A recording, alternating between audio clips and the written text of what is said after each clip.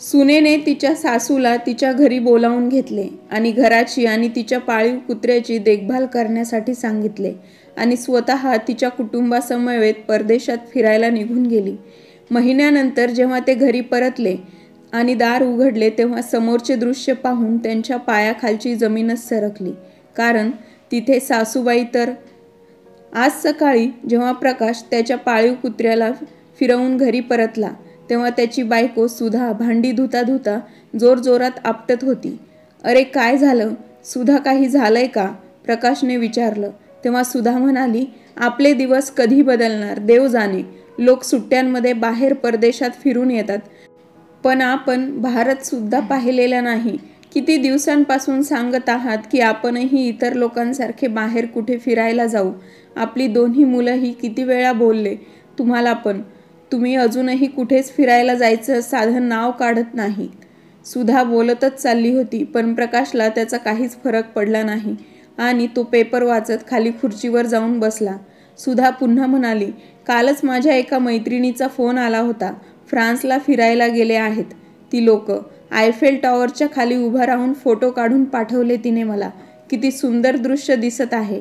फोटोमध्ये इतके सुंदर आहे तर समोर किती सुंदर असेल. तिच्या मोबाईलमध्ये फोटो दाखवत सुधा त्याला म्हणाली. तेव्हा प्रकाश म्हणाला, अरे सुधा, हे हाय प्रोफाईलवाले लोकांची कामं आहेत. जिथे इच्छा झाली तिथे लाखो रुपये खर्च करतात. त्यांच्यासोबत आपली काय बरोबरी? अशा मैत्रिणींपासून लांब राहिलेलं कधीही चांगलं, जे आपले फोटो दाखवत दुसऱ्यांच्या घरात आग लावायची कामं करतात. असे म्हणताच सुधा डोळे वटारत म्हणाली, अरे पण मी कुठे तुम्हाला पॅरिस फिरायला चला म्हणून बोलले. कमीत कमी इंडियामध्ये तर फिरू शकतो ना. पण तुम्हाला कुठे फरक पडतो? मी तर वाह्यात बडबड करते ना. तुम्हाला तुमच्या पेपरपासून वेळ मिळेल तेव्हा तर विचार करणार ना. तेव्हा प्रकाश म्हणाला, अरे तू माझ्या पेपरच्या मागे का लागतेस? मुलांना आधी उन्हाळ्याची सुट्टी तर लागू दे, मग विचार करू. असे म्हणत प्रकाशने वेळ मारून नेली. काही दिवस शांततेत गेले. मग असे काही घडले ज्याची कुणी कल्पनाही केली नव्हती. एक दिवस प्रकाश त्याच्या ऑफिसमधून घरी परतला तेव्हा त्याच्या चेहऱ्याचा रंगच उडाला होता. त्याच्या चेहऱ्यावर उदासी आणि निराशा स्पष्ट दिसत होती. त्याला पाहून सुधाने लगेचच विचारलं, अहो काय झालं? तुम्ही ठीक तर आहात ना? ऑफिसमध्ये काही झालं आहे का? अहो तुम्ही काहीच बोलत का नाहीयेत? इथे माझा जीव चालला आहे.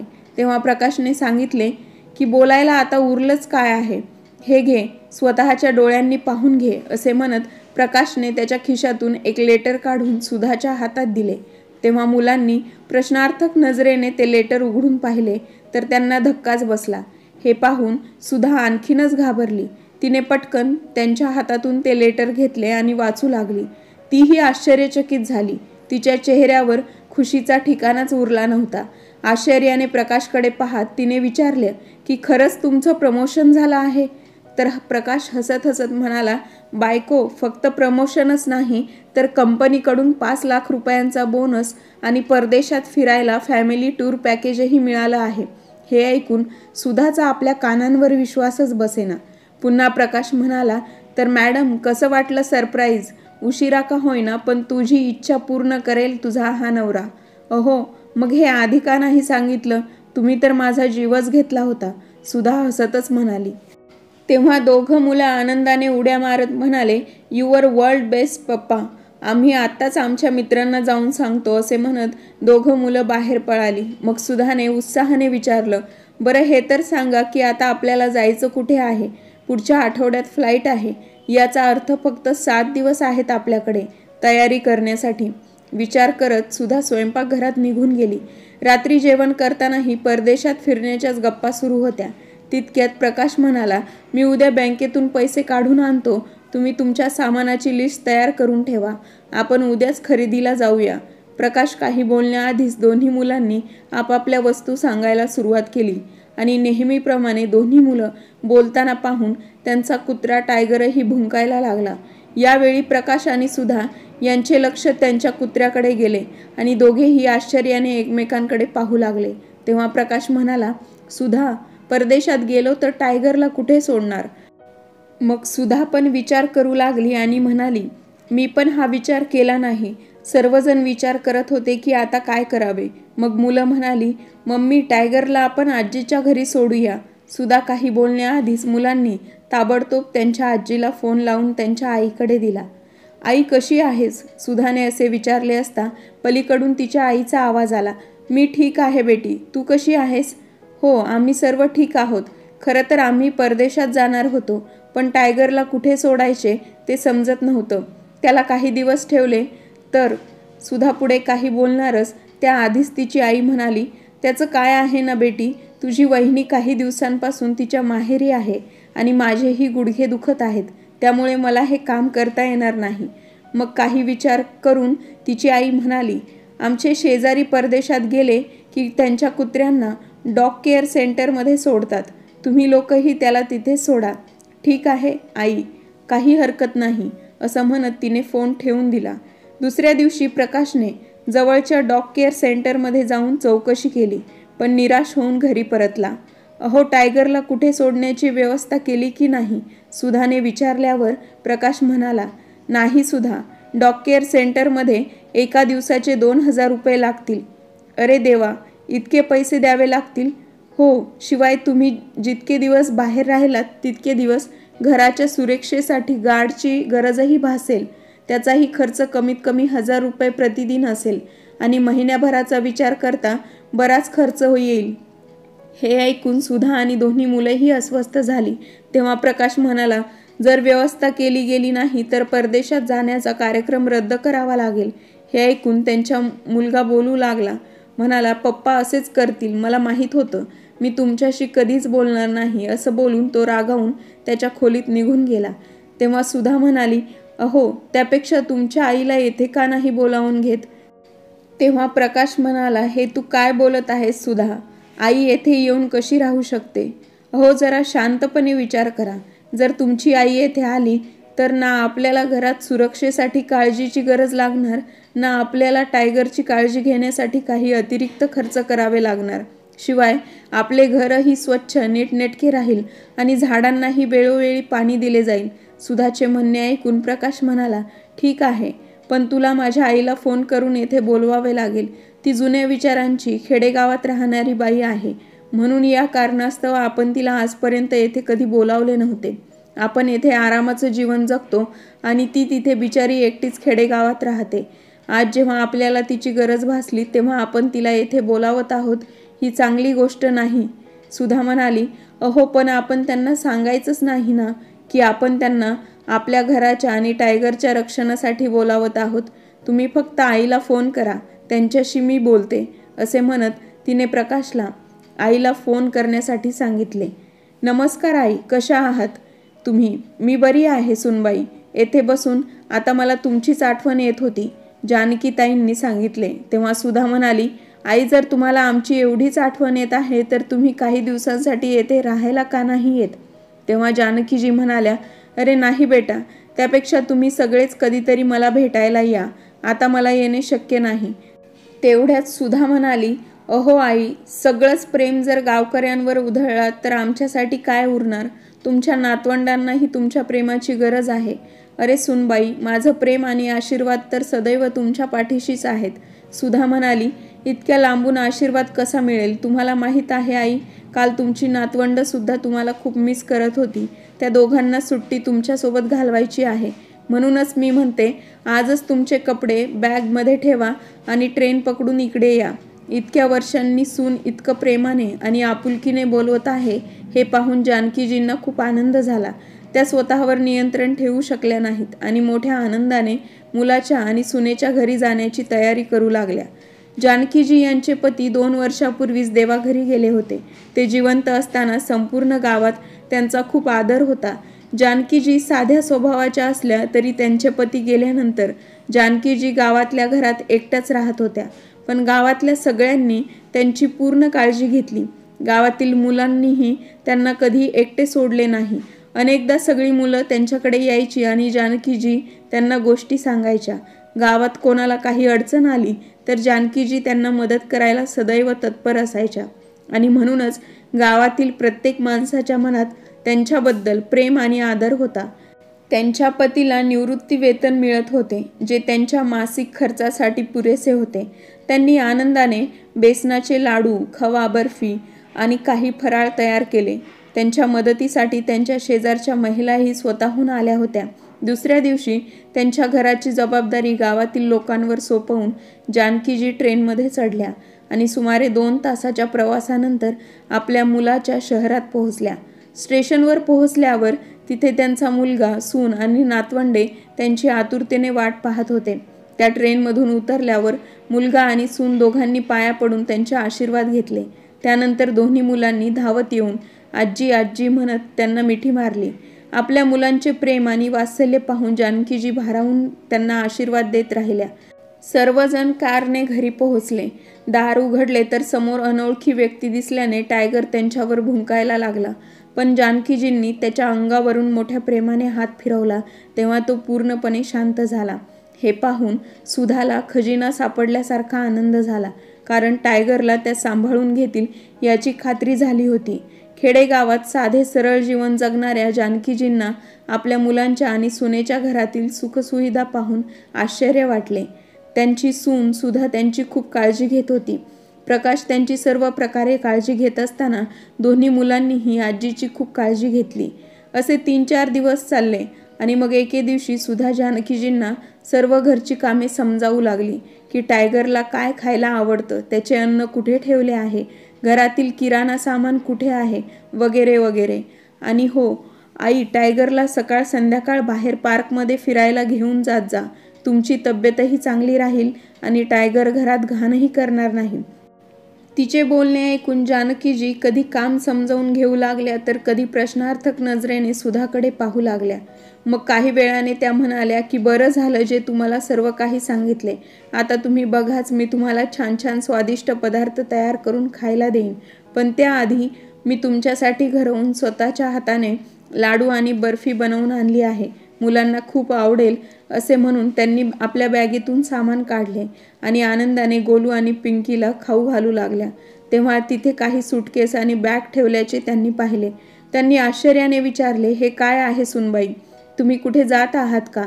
मग सुधा बडबडली, आई ते काय आहे ना, तुमच्या मुलाला ऑफिसच्या कामासाठी परदेशात जायचं आहे. दोन्ही मुलं त्यांच्यासोबत जाण्यासाठी हट्ट धरू लागले, त्यामुळे आम्हीही त्यांच्यासोबत जात आहोत. त्यामुळे काही दिवस घराची काळजी तुम्हाला घ्यावी लागेल. हे ऐकून जानकीजी आणखीनच चकित झाल्या. आम्हाला उद्या सकाळीच निघायचं आहे. तुम्ही घराची आणि टायगरची काळजी घ्या. आम्ही 10-12 दिवसांनी परत येऊ असं म्हणत सर्वांनी आपापली तयारी सुरू केली आणि दुसऱ्या दिवशी सकाळी ते सर्वजण जानकीजींना टायगर सोबत सोडून विमानतळाकडे निघाले. जानकीजींना येथे राहणे आवडले नाही, पण काही दिवसांचीच गोष्ट आहे, स्वतःला समजावून त्यांनी तिथेच राहण्याचा निर्णय घेतला. सकाळी आंघोळ करून त्यांनी स्वतःसाठी नाश्ता तयार केला. तेव्हा सुधाने सांगितल्यानुसार त्यांनी टायगरचे जेवण त्याच्या भांड्यात ठेवले आणि त्याच ठिकाणी स्वतःचे ताटही घेऊन बसल्या. पण टायगर जेवायला तयारच नव्हता. कदाचित सर्वजण निघून गेल्याने तो दुःखी झाला असावा. म्हणूनच जानकीजींनी त्याला प्रेमाने मिठी मारली आणि त्याच्या ताटातून भाकरीचा तुकडा त्याला खाऊ घालू लागल्या. तो तोंडात घातल्यावर टायगरही त्याचं दुःख विसरून त्यांच्यासोबत आनंदाने जेवू लागला. आता प्रत्येक वेळी जानकीजी त्याला स्वतःच्या ताटातून जेवण खायला द्यायच्या आणि तोही त्यांच्यासोबत बसायचा आणि खूप आनंदाने जेवायचा. हळूहळू दोघांमध्ये चांगली मैत्री झाली. त्या टायगरला रोज सकाळी आणि संध्याकाळी फिरायला घेऊन जायच्या आणि शेजारच्यांनाही भेटू लागल्या. त्यांना मुलांशी बोलणे आणि हसणे खूप आवडायचे. शेजारची मुलंही त्यांना आजी आजी हाक मारायचे तर त्यांनाही ते आवडायचे. नेहमी मुलं त्यांच्या घरी यायची तेव्हा कधी लुडो तर कधी कॅरम खेळायची, तर कधी त्यांच्या आजीकडून गोष्टी ऐकायच्या. आणि जर जानकी त्यांच्या कामात बिझी असायच्या तर ते टायगरसोबत खेळायचे. आपल्या नातवंडासाठी आणलेली मिठाई जानकी त्या मुलांना द्यायच्या. ते सर्व आवडीने खायचे. या सगळ्या गोष्टी दिवस कधी निघून जायचा कळत नव्हते. एके रात्री त्या अंथरुणावर झोपलेल्या असताना त्यांना एका मुलाच्या रडण्याचा आवाज आला. खूप रात्र झाली होती, पण ते मूल खूप रडत होते. तेव्हा त्यांनी बाहेर येऊन पाहिले की मुलाचे आईवडील मुलाला घेऊन घराच्या अंगणात फिरत होते आणि त्याला गप्प बसवण्याचा प्रयत्न करत होते. पण ते मूल कोणत्याही प्रकारे शांत होत नव्हते. दोघंही खूप अस्वस्थ झाले होते. बघा ना आई, काय झालंय काहीच कळत नाहीये, तो फक्त रडतोय. मुलाच्या आईने जानकीजी यांना सांगितले तेव्हा जानकीजींनी त्याला ताबडतोब आत आणले आणि त्याच्या नाभी आणि पोटावर हिंग लावण्यास सुरुवात केली. काही वेळातच ते मूल पूर्णपणे शांत झाले आणि जानकीजी त्याच्याशी त्याच्याच भाषेत बोलू लागल्यावर तेही हसायला लागले. मुलाचे आईवडील हे पाहून चकित झाले. अहो आई, तुम्ही तर जादूगार आहात. तुमच्या हातात येताच मूल हसायला लागले. हे सांगताना दोघेही जानकीजींचे आभार मानताना थकले नाहीत. अरे सुनबाई, लहान मुलांना कधी कधी गॅस होतो, त्यामुळे ते रडायला लागतात आणि काय झालंय या विचाराने आपण काळजी करू लागतो. आता तुम्ही दोघं जाऊन आरामात झोपा, याचा आता तुम्हाला त्रास होणार नाही, असं म्हणत जानकीजी आत आल्या आणि विचार करू लागल्या की मुलगा आणि सुनेला जाऊन बरेच दिवस झाले, पण अजूनही ते लोक परत आले नाहीत. त्यांनी फोन करून कळवले सुद्धा नाही. जानकीजी यांनी त्यांचा हालचाल विचारायला आणि परत कधी येतील हे विचारण्यासाठी मुलगा प्रकाशला फोन केला, पण त्याचा फोन लागत नव्हता. माहीत नाही मुलं कधी परत येतील. काही दिवसांसाठी सोडून गेले होते. विचार करता करता जानकीजी बेडवर झोपून गेल्या. एके दिवशी सकाळी जानकीजी टायगरला घेऊन पार्कमध्ये गेल्या तेव्हा सुधाची मैत्रीण मंजू ही पार्कमध्ये आली होती आणि एका अनोळखी वृद्ध महिलेला टायगर सोबत पाहून तिला आश्चर्य वाटले. कुठल्या तरी शेजारणीने तिला सांगितले होते की ही सुधाची सासू आहे जी गावातून आली आहे. तेव्हा मंजूने त्यांना नमस्कार केला की मी सुधाची मैत्रीण मंजू आहे, येथे शेजारीच राहते. जानकीजी यांनीही तिला हसतच आशीर्वाद दिला. मग मंजू म्हणाली, हे तुम्ही खूप चांगलं केलं आंटीजी, जे तुम्ही इथे आलात, नाहीतर माझ्या मैत्रिणीचं परदेशात फिरण्याचं स्वप्नच राहिलं असतं. तेव्हा जानकीजी मंजूला म्हणाल्या, बेटी मला काही समजले नाही. मग मंजू म्हणाली, ते सर्व सोडा आंटीजी, मला सांगा ते कोणत्या दिवशी परत येणार आहेत. ते तर मला माहीत नाही बेटी. मला तर त्यांनी सांगितले होते की 10 दिवसात परत येतील, पण 2 आठवडे होत आले. तेव्हा मंजू म्हणाली, नाही काकू, सुधाने मला सांगितलं होतं की किमान 1 महिना तरी लागेल म्हणून. तेव्हा जानकीजी हैराण होऊन म्हणाल्या, 1 महिना? पण त्यांनी मला सांगितलं होतं की ते लवकरच परत येतील. नाही आंटीजी, तुमचा काहीतरी गैरसमज होतोय. बरं निघते मी, असं बोलून मंजू तर तिथून निघून गेली. पण जानकीजी विचारात हरवल्या. टायगर सोबत त्या घरी परतल्या तेव्हा परिसरात गोंगाट पसरला होता. त्या लगबगीने तेथे गेल्या आणि कारण विचारले असता त्या वस्तीत राहणाऱ्या राजेशच्या घरी चोरी झाल्याचे समजले. पुढच्या आठवड्यात त्यांच्या मुलीचे लग्न होणार होते आणि चोरट्यांनी सर्व दागिने चोरून नेले. हे ऐकून जानकीजींना खूप वाईट वाटले. कुटुंबातील सदस्य बिचारे किती चिंतेत असतील या विचारात बुडालेल्या जानकीजी टायगरला घेऊन आपल्या घरी परतल्या. त्या घरी पोहोचल्यावर त्यांचा फोन वाजला. जानकीजींनी फोन उचलला तेव्हा त्यांचा मुलगा प्रकाश बोलत होता. हॅलो आई, सगळं काही ठीक तर आहे ना? टायगरने तुला काही त्रास तर दिला नाही ना? तेव्हा जानकीजी म्हणाल्या, हो बेटा, सर्व काही ठीक तर आहे. आम्ही दोघेही एकमेकांची खूप काळजी घेत आहोत. टायगर तर दिवसभर घरभर उड्या मारत असतो, पण तुम्ही खूप दिवस लावले परत यायला. प्रकाश म्हणाला, हो आई, ऑफिसचं काम खूप आहे, त्यामुळे अजून काही दिवस लागतील. तू तिथे सगळं सांभाळून घे, असं म्हणत प्रकाशने फोन ठेवला आणि मागून सुधाने विचारलं, काय म्हणाली तुमची आई? सगळं ठीक तर आहे ना? हो सुधा, सर्व काही ठीक आहे. तुझे घरही सुरक्षित आहे आणि टायगरही. तेव्हा सुधा आनंदाने म्हणाली, बघा, आईला गावावरून बोलवण्याची माझी आयडिया किती कामी आली. एकाच वेळी दोन्ही कामं झाली. टायगरलाही केअरटेकर मिळाला आणि आपल्या घरावरही पहारेकरी मिळाला. आता आपण निश्चिंत होऊन आणखीन काही दिवस आरामात फिरू शकतो.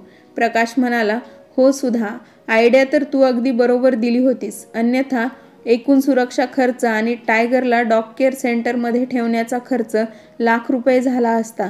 मग सुधा म्हणाली, आता माझी अजून एक गोष्ट ऐका. तुमच्या आईला सांगा की बाबांच्या विम्याचे पैसे आपल्याला द्यायला. तसेही ते त्या काय करणार? अरे सुधा, मी पण याच गोष्टीचा विचार करत होतो. पण प्रकाश, तुमची आई पैसे तर देईन ना? सुधाने विचारलं. तेव्हा प्रकाश म्हणाला, अरे का नाही देणार? मी सांगेन की मला गरज आहे.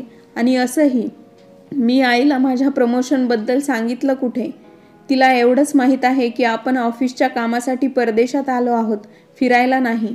इकडे प्रकाशला वाटत होते की त्याने फोन ठेवला आहे, पण फोन चालूच होता आणि जानकीजी यांनी प्रकाश आणि सुधाचे सर्व बोलणे ऐकले होते.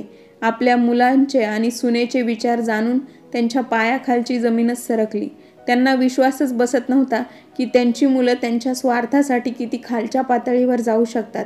मग त्या स्वतःशीच बोलल्या, या कलियुगात लालच आणि स्वार्थ आईच्या प्रेमावरही भारी पडला. पण माझा प्रकाश तर असा कधीच नव्हता. विचार करत असतानाच त्यांच्या डोळ्यातून अश्रू वाहू लागले. तितक्यात त्यांना बाहेरून काही आवाज आला आणि सोबतच रुग्णवाहिकेचाही आवाज येऊ लागला. पण त्या त्यांच्याच विचारात इतक्या बुडाल्या होत्या की बाहेरच्या आवाजाचा त्यांच्यावर काहीही परिणाम झाला नाही. बराच वेळ त्या शांत बसून रडतच होत्या. त्यांना ना भूक होती ना तहान लागली होती. प्रकाशच्या लहानपणापासून ते आत्तापर्यंतच्या सगळ्या आठवणी त्यांच्या मनात चमकत होत्या. मग अचानक त्यांचे लक्ष टायगरकडे गेलं, जो भुकेने व्याकुळ होऊन त्याची शेपटी हलवत होता आणि त्यांच्या मागे पुढे फिरत होता. जानकीजी यांनी पटकन त्यांचे अश्रू पुसले आणि टायगरसाठी जेवण घेऊन आल्या. पण टायगर नेहमी जानकी यांच्या जेवल्यावरच जेवायचा, म्हणून इच्छा नसतानाही जानकी यांना त्याच्यासोबत 2 घास खावेच लागले. संध्याकाळी जेव्हा जानकीजी बाहेर आल्या तेव्हा त्यांना समजले की त्यांच्या घरात चोरी झाली होती. त्या राजेशने आत्महत्या करण्याचा प्रयत्न केला. हे ऐकून जानकीजी हैराण झाल्या. दुसऱ्या दिवशी राजेश हॉस्पिटलमधून घरी परतल्यावर जानकीजी त्यांना भेटायला गेल्या आणि त्यांची समजूत काढू लागल्या. बघा भाऊ, आयुष्यात चढ उतार येतच असतात, पण याचा अर्थ असा नाही की माणसाने त्याचे आयुष्य संपवावे. तेव्हा राजेश म्हणाला, नाही ताई, तुम्हाला कल्पना नाही की मी किती दुःखातून जात आहे. दिवसभर कष्ट करून 4 पैसे घरी आणतो तरी घरचा खर्च भागत नाही. मोठ्या कष्टाने मुलीच्या लग्नासाठी काही पैसे जमा करून दागिने बनवले होते, पण हा आनंदही देवाला चांगला दिसला नाही. आता कसं होईल मुलीचे लग्न, कसं करावं समजत नाही, असे म्हणत राजेशला अश्रू अनावर झाले. राजेशची अवस्था पाहून जानकीजी हळव्या झाल्या. तुम्ही काळजी करू नका, देवावर विश्वास ठेवा, सर्व काही ठीक होईल.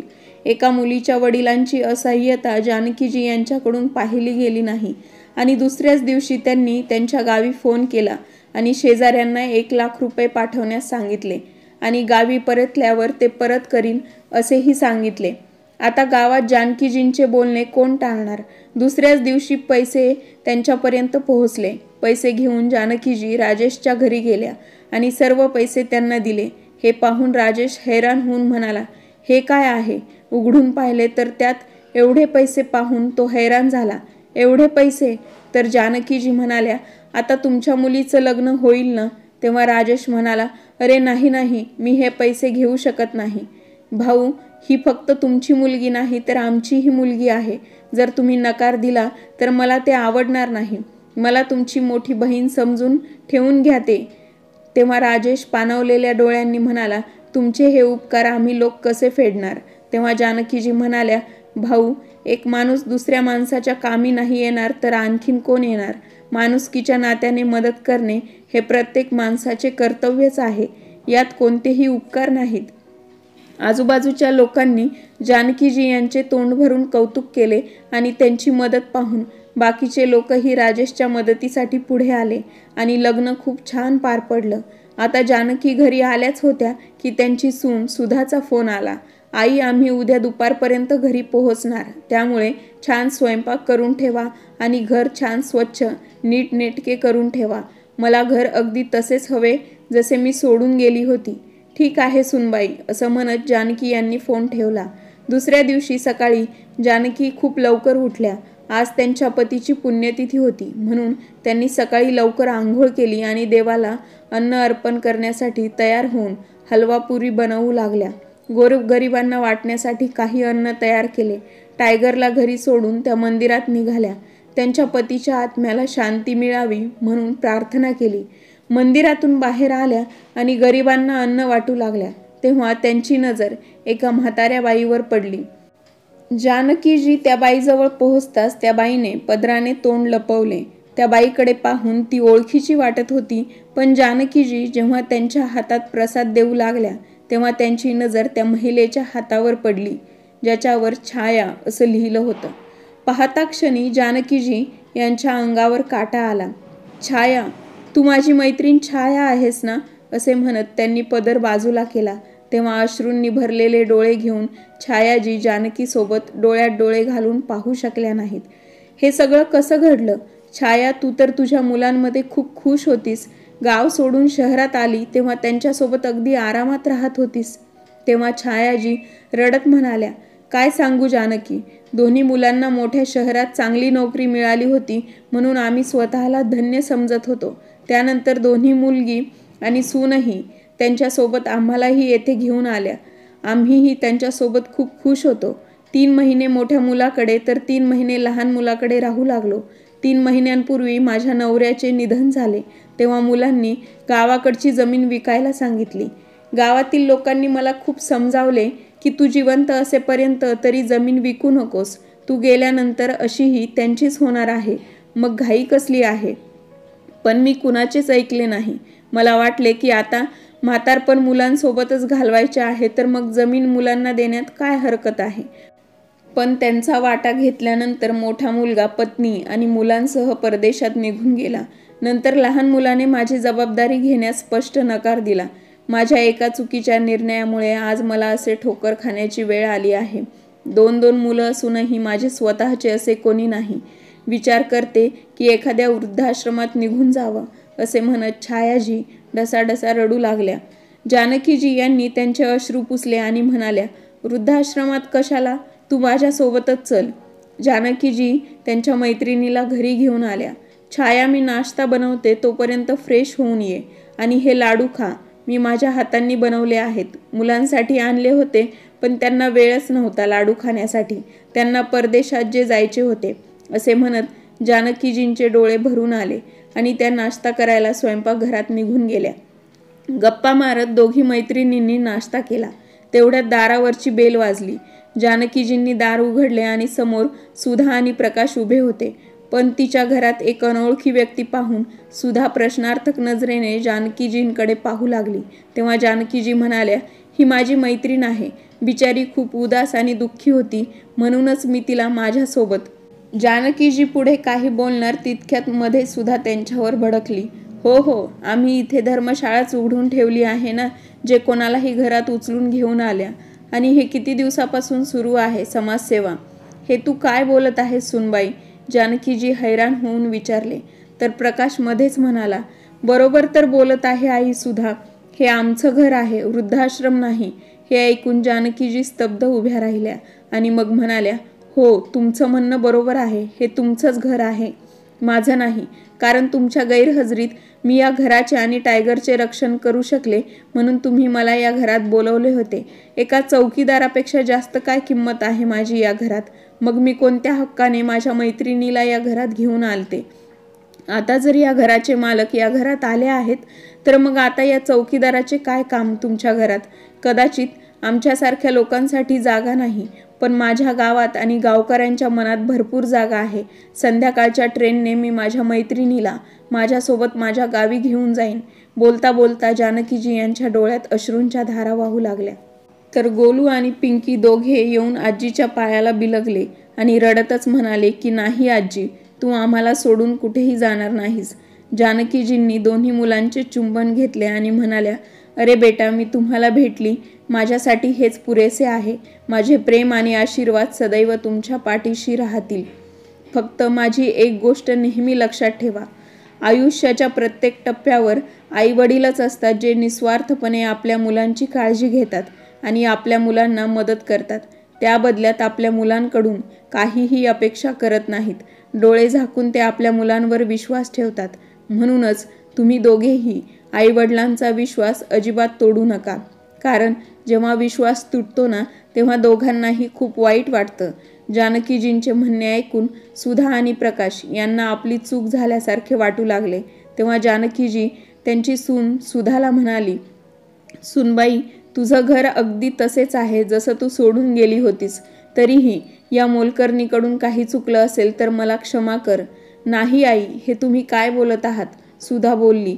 तर जानकीजी म्हणाल्या, मला सगळं कळलं आहे सुनबाई, की अचानक माझ्यासाठी तुमच्या मनात प्रेम कसं वाढलं, जे मला तुम्ही लोकांनी येथे बोलावून घेतले. तर प्रकाश म्हणाला, आई, आम्ही खूप विचार केला पण आम्हाला काहीच समजत नव्हते. तेव्हा जानकीजी म्हणाल्या, दुःख तर मला या गोष्टीचं वाटत आहे की आजपर्यंत तुम्ही तुमच्या आईच्या प्रेमाला समजू शकले नाहीत.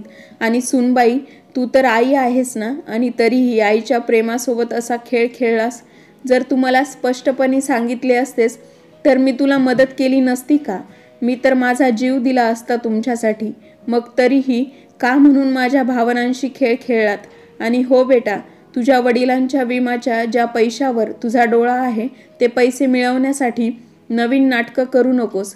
जेव्हा मागशील तेव्हा ते मिळतील. जानकीजींचे हे शब्द ऐकून प्रकाश आणि सुधा यांना स्वतःचीच लाज वाटू लागली. क्षणाचाही विलंब न करता जानकीजी यांनी त्यांची बॅग आणि त्यांच्या मैत्रिणीसोबत घराबाहेर पडल्या. तेव्हा प्रकाश आणि सुधा यांच्या डोळ्यातून अश्रू वाहू लागले. त्याच वेळी शेजारच्या घरातून त्यांची शेजारीणही आली आणि म्हणाली, आई, तुम्ही जात आहात? तुम्ही असताना आम्हाला कोणत्याही गोष्टीचा प्रॉब्लेम नव्हता. मला सासू सासरे नाहीत म्हणून मला तुमच्यातच आईचे प्रेम बघायला मिळाले. आता तुम्हीही आम्हाला सोडून जाणार? समोरून येत असलेल्या राजेशने जेव्हा त्यांना पाहिले तेव्हा पाहून म्हणाला, तुम्ही आमच्यावर केलेले उपकार आम्ही आयुष्यभर विसरणार नाहीत. असे म्हणत तो जानकीजींच्या पायाला स्पर्श करू लागला. तेव्हा जानकीजी हसत हसत म्हणाल्या, अरे नाही, मी काही उपकार केले नाहीत. उलट मी असं समजते की तुम्ही मला तुमची सेवा करण्याची संधी देऊन माझ्यावरच उपकार केले आहेत. यावेळी गोलू आणि पिंकी सोबत वस्तीतले सर्व मुले देखील जमा झाली आणि सर्व एकाच आवाजात म्हणाले, आजी, नको ना जाऊस. सर्वांचे इतके प्रेम पाहून जानकीजींना अश्रू अनावर झाले. तेवढ्यात सुधा आणि प्रकाश हात जोडून त्यांच्यासमोर उभे राहिले. प्रकाश म्हणाला, आई, आम्हाला माफ कर. मला माहीत आहे की आमची चूक माफीच्या लायक नाही, पण आपल्या मुलांची प्रत्येक छोटी मोठी चूक माफ करणारे मन फक्त आईकडेच असू शकतं ना. मला माझ्या चुकींचे प्रायश्चित्त करायचे आहे. आई, मला तुझी सेवा करण्याची फक्त एक संधी दे. तितक्यात सुधा म्हणाली, आई, आम्हाला सोडून जाऊ नका.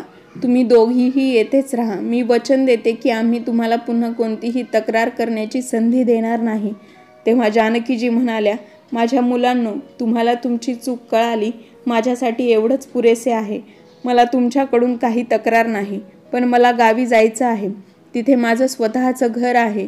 तिथे राहून मला शांती मिळते. आम्ही दोघी बहिणी आता आमचे उरलेले आयुष्य तिथेच सुखाने घालवू. सर्व मुलांच्या डोक्यावर त्यांनी हात फिरवत सर्वांना आशीर्वाद दिला. त्या जशा रिक्षात बसू लागल्या त्यांना असे वाटले जसे त्यांना मागून कोणीतरी थांबवत आहे. तेव्हा त्यांनी मागे वळून पाहिले तेव्हा टायगरने त्यांचा पदर पकडला होता. हे पाहून जानकीजी यांचे डोळे पुन्हा भरून आले, पण त्यांना स्वतःला कमजोर होऊ द्यायचं नव्हतं. त्यांनी स्वतःवर नियंत्रण ठेवलं आणि आपल्या साडीचा पदर सोडवत छायाजींसोबत ऑटोमध्ये जाऊन बसल्या. तेव्हाच टायगरही त्यांच्यासोबत ऑटोमध्ये जाऊन बसला. सगळे लोक टायगरचे त्यांच्या प्रती असलेले प्रेम पाहून अचंबित झाले.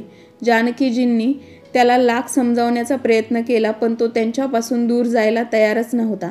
त्यांचे प्रेम पाहून जानकीजी त्याच्या अंगावर प्रेमाने हात फिरवत म्हणाल्या, माणसांना समजो अथवा न समजो, पण या मुक्या प्राण्याला प्रेमाची भाषा खूप चांगल्या प्रकारे कळते. आता टायगर माझ्यासोबतच राहणार. असे म्हणत ऑटो चालकाला निघण्याचा इशारा करून त्या गावाकडे जायला निघाल्या. मित्रांनो, तुम्हाला आजची कथा कशी वाटली कमेंट करून नक्कीच कळवा. व्हिडिओ आवडला असेल तर लाईक आणि शेअर करायला विसरू नका आणि चॅनलला सबस्क्राईब करायला विसरू नका. भेटूया नवीन एका व्हिडिओमध्ये नवीन एका कथेसह.